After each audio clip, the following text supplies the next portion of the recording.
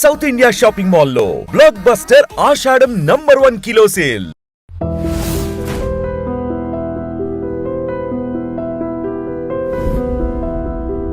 So you feel that Dawood Ibrahim never ever feels he's done something wrong? No. And despite the fact that the whole country is looking for him, whole country is a very media. Whole country అంటే అది చెప్తాను. అది సంబంధం లేని వాళ్ళు ఆలోచిస్తాను, వాళ్ళు ఆలోచిస్తారు. ఇప్పుడు మనందరం ఉన్నాం, మనకి ఏంటి అండర్ వరల్డ్ ఏం కనెక్షను? ఇప్పుడు ఈ కెమెరామెన్కి ఏం కనెక్షను? Then he never touched any part of our life. Okay, so they don't care about అస్.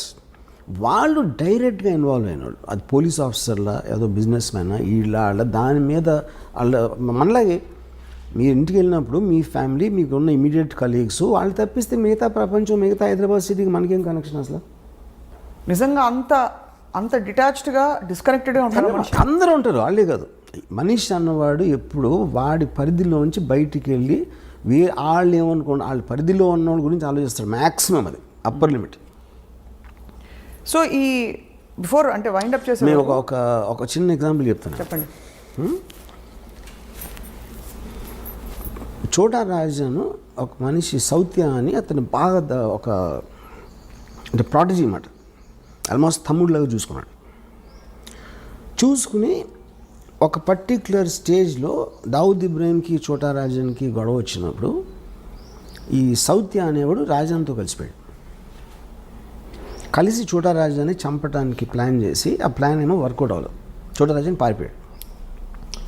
పారిపోయిన తర్వాత ఇదంతా దుబాయ్లో జరిగింది. దుబాయ్లో చోటా రాజన్ కోపంతో వాడు నేను తీసుకొచ్చి ఆయన అంత పొజిషన్ వేస్తే నన్ను చంపడానికి ట్రై చేసి దావుద్ భాయ్తో చేతులు కలుపుతాడు, ఆయన చంపి తీరాలని.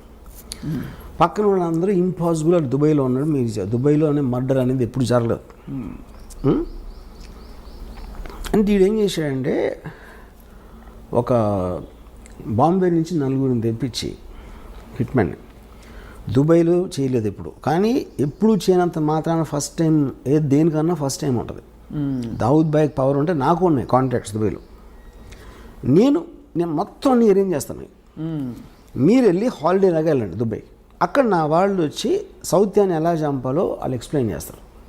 మీరు కన్విన్స్ అయితే చేయండి, చంపేసి మీరు తప్పించుకోగలుగుతామని కన్విన్స్ అయితే చేయండి, నేను చూసిన ప్లాన్ తర్వాత.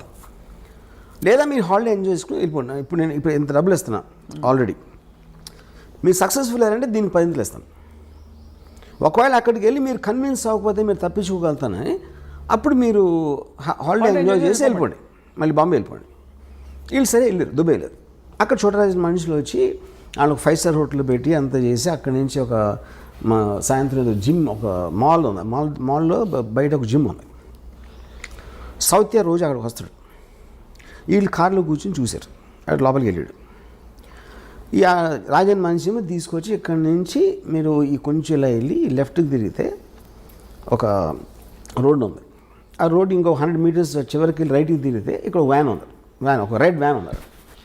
మీరు రేపు సాయంత్రం ఇక్కడ వెయిట్ చేసి సౌత్య రాగానే ఆయన షూట్ చేసి చంపేసి పరిగెత్తి లెఫ్ట్కి తిరిగి రైట్కి తిరిగి వ్యాన్లో కూర్చుంటారు. ఈ వ్యాను డైరెక్ట్గా పోర్టుకి తీసుకెళ్తుంది.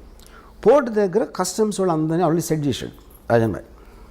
వాళ్ళు మిమ్మల్ని బోట్లో ఎక్కిస్తారు. ఆ బోటు యాట్ ఇండియాకి వచ్చేస్తుంది అని డీటెయిల్స్ అన్నీ చెప్పి, ఆ రోజు రాత్రి ఆ కస్టమ్స్ వాళ్ళు వచ్చారు కలవడానికి. వచ్చి వాళ్ళందరూ డ్రింక్స్ తాగి, ఆ కస్టమ్స్ ఆఫీసర్ ఏం చెప్పాడంటే, ఈ బ్లూ గేట్ ఒకటి ఉంది మీ పోర్టులోకి వచ్చిన తర్వాత, ఆ బ్లూ గేట్ దగ్గర నేను ఉంటాను, నేను ఫ్రంట్ సీట్లో ఎక్కుతాను, యూనిఫామ్ నేను ఫ్రంట్ సీట్లో ఎక్కని ఎవడు నా వ్యాన్ ఆపడం, నేను డైరెక్ట్గా తీసుకెళ్ళి మిమ్మల్ని యాట్ ఎక్కిస్తాను అని చెప్పాడు.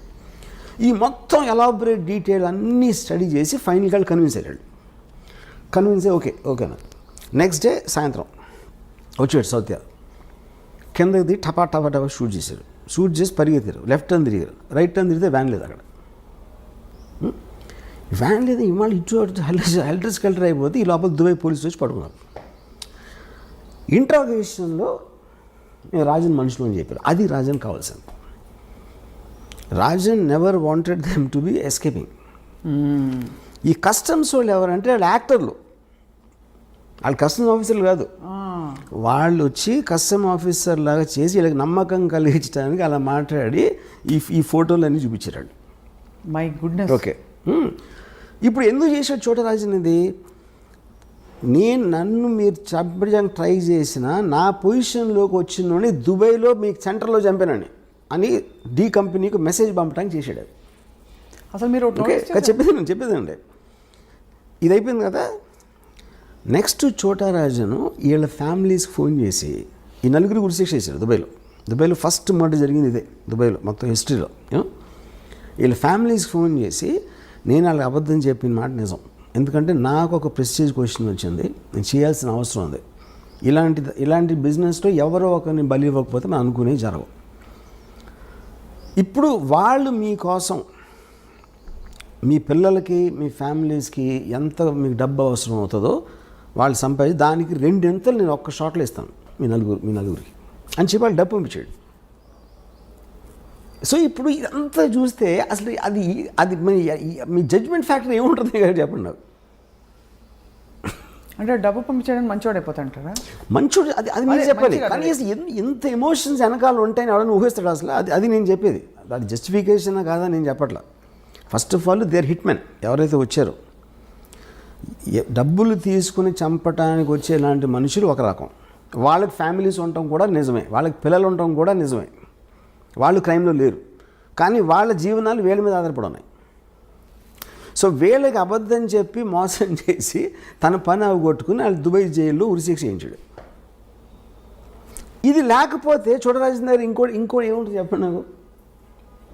మీకు ఉన్న ఆప్షన్స్, మీకు ఒక ఆబ్జెక్టివ్ ఉంది, ఆ ఆబ్జెక్టివ్లో మీకున్న బెస్ట్ ఆప్షన్ మీరు ఎత్తుక్కుంటారు, దాంట్లో ఎవరో ఒకళ్ళు హర్ట్ అవుతారు, ఎవరో ఒకళ్ళు బలైపోతారు, which is called collateral damage.